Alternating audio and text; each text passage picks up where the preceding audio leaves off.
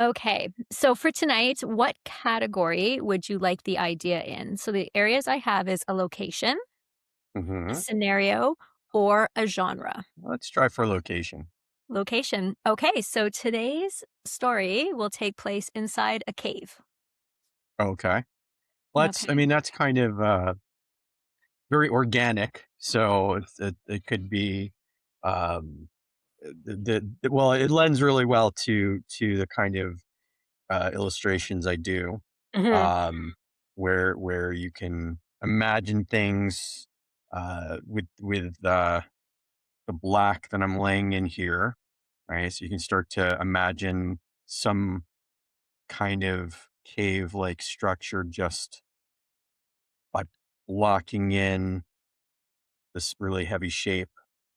Um, I think if people are working traditionally, Mhm. one of the great ways that you can do something like this is take the side of your pencil and go like this and just kind of like, block Yeah. in, a shape.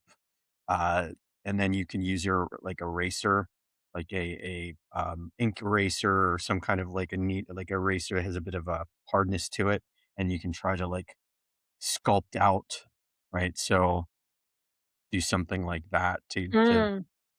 sculpt out some of the kinds of shapes that you want to get inside a cave. And of course, it depends what kind of cave it is. Does it have the stalactites, stalagmites? Is there like some kind of like substance growing in it? And then, of course, is there something living in it, right? Well, that's the neat thing with a cave is there's so many directions this could go, right? Like it could be a full of life cave, right? Like it could have things growing in it, living in it. It could be a very creepy cave. It could also, could be a cave of caveman times, right? Like this could take place in different time and also could be anywhere, right? Like this could be a cave on Mars. We haven't really defined anything other than a cave, and that's what's really great about this exercise is sort of just letting the initial look sort of start to guide us in a bit of the storytelling. So I haven't really talked too much about the actual tools I'm using. Mhm. So for people that are watching, curious to know, I'm on what's called a Wacom Cintiq, which is a pressure sensitive screen, and it's quite large. It's like a 24-inch type of screen, so that I have a nice large amount of space to draw on. I'm using a pressure sensitive pen that allows for me to get these really thick lines, but also very thin, fine lines. I'm on a program called Photoshop. So it's an Adobe program, and Photoshop, um, which I've been using for decades at this point. It's maybe not the best program for drawing. There's other ones that have come out like Clip Studio that are Procreate's another one that are just very uh, geared towards the artist to use. Like if you want to be a comic book artist, it's a really good program. Those are really good programs for that. But I've been using Photoshop for so many years, and I've figured out like a uh, workflow that has taken me a long time to get to. So I'm a little bit resistant to trying something different, although I've been told many, many times how good the those programs are, and I have no doubt that they are. I'm not doubting the how well they could probably improve my drawing in some ways, but it's also not necessarily about the tools you're using per se. I mean, tools do help, but it's also your skill and all that kind of stuff. So anyway, I'm using there's a brush set you can download. It's called uh, True Grit something brush. I can't remember it's TGTS is the letters for it, the acronym, I guess. And so I'm using something called the Chizilla. And then this one particularly is just a slightly adapted version of the Chizilla. And what I really like about it, what a brush is in Photoshop, as you can see here, it's like a stamp. Mhm. So it creates like you can create a stamp of pretty much anything. And then when you make it larger or smaller, will vary the size of brush, and really it's just a series of the stamps in a line, right? So if you zoom, if I were to see how Mm. you can see, it's a very like toothy looking. We'll zoom in a little bit here. You can see it has like a nice little what I call teeth on either side, and so I just like using this brush because if when I do make it much smaller, I can get some really cool fine lines, but I also know that if I were to zoom in again, you can see that there's a little bit of a grit to it. It almost feels like it's an organic looking, Mhm. something I can maybe use with like a slightly dry brush traditionally. Um, anyway, that's a little bit about the tools I'm using. I don't know if there are any questions out there about it, but I haven't seen any yet, but I was actually gonna ask you about the shape of it. So, when you described it, that makes sense because I had wondered why it was kind of that kind of loose looking arrow shape, but the fact that it's more of that stamp, that's really neat. And I like that it is textured, right? Like the lines aren't perfect. They have that little bit of that tooth to them, which does give a unique feel. yeah, and I mean, there's a time and place for all different Mhm. sorts of brushes. If you want something to look really slick and clean, you can get brushes that don't have that little tooth to them. Right. Um, I for whatever reason, I just like the aesthetic of having a little bit of grit. It makes it feel like it's looser, a little bit more organic. Maybe Mhm. the viewer is filling in the blanks with their own mind's eye in regards Mhm. to what they're seeing. And I like that the brush kind of does a little bit of that work for it. No, that makes sense, and that is part of being an artist is also finding the tools that suit your style, right? And what works for you and somebody else, but that your reasoning behind it makes a lot of sense. So talk to So me in the about what's going on here. oh, I don't know, just like I'm imagining some creature. Initially, I just started drawing this thing I think you were Mhm. talking about cavemen, and I don't Yep. know, this creature kinda came out, looks a little bit like a monster, like a panda bear, and I just It's yeah, I it's imagine. it's got some neat shadows in it. Like, it's almost one of those things where when you see its shadow coming, you're like, "Oh no, what's after me?" And then when it gets closer, it's like, it's this little tiny cute thing or something like that, right? Like, it's almost the cave freaking you out just by the lighting and the way that things work. And I like the person kinda looking up at it. It looks almost like they're kinda like, "What am I finding in here?" Right, and so here's the thing, like, to your point, we're making the assumption this thing, it could it be like a really small, Mhm. little thing, and the thing that it's attacking is even smaller. It's like maybe a frog creature or something, Yeah. right? So I'm not necessarily I'm drawing humanoid like Yep. characters, but I'm not necessarily drawing things that are human. Which I think also speaks to being in a cave, right? And there is something Mhm. about inside a cave, things your mind does play tricks on you, right? Like, it's like, what am I seeing? Because light and shadow work so differently in that kind of a space with essentially the light only coming in from one source and then everything else being varying degrees of shadow. There's a lot we could do with that to to tell a story in an image.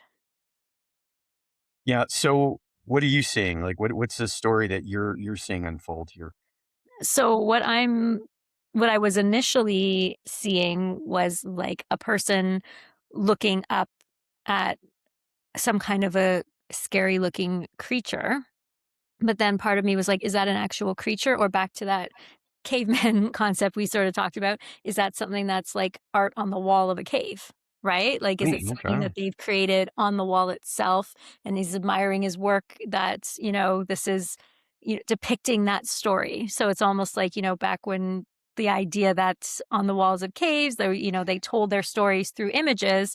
It's like, is this potentially the inside of a cave that someone has told some kind of a story?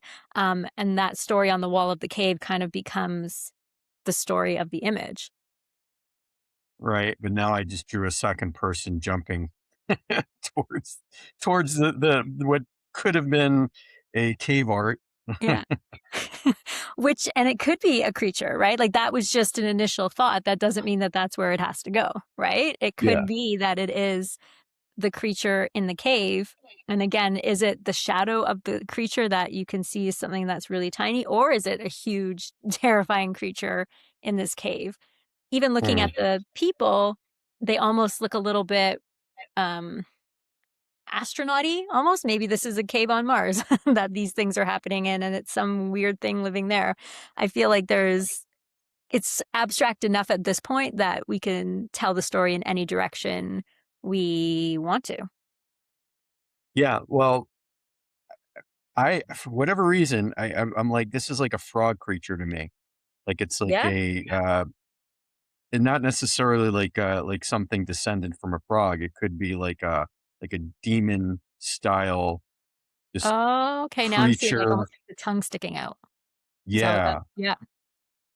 So, something a little bit on the supernatural side, Mhm, maybe, um, and the creature that it's fighting, I mean, who knows if it's just it's maybe they're fighting over the cave or, maybe there's some kind of power in this cave, that draws them to maybe they're the creatures, the frog-like creatures are the, civilized, I guess you can say. mhm.